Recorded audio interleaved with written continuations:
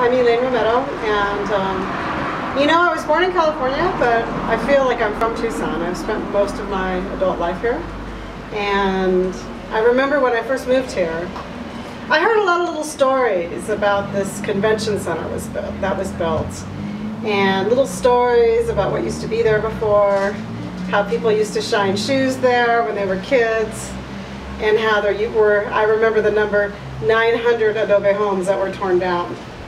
And at the time, when I first moved to Tucson, I lived in a 2-story adobe home, and everybody said, oh, that's so unusual, nobody has those.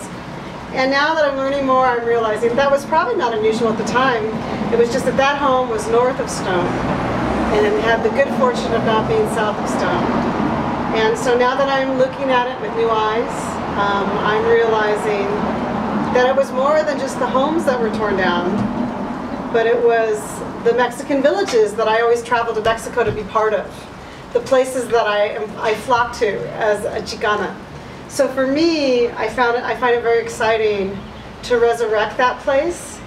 I find it very disheartening to know what has happened, but I choose not to be ignorant, and I choose to not have my community be ignorant, so that's why I'm working on this play.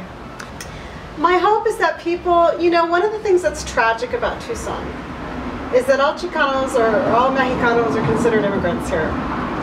And we don't, you know, people who've been here for generations and generations have no bad feelings toward immigrants. But to define them as immigrants is just incorrect. And I think what's important is to correct history, to understand that the heartbeat of Tucson has always been a Mexican heart. And until we really understand that, until we really know that that is our root, we aren't going to know who we are.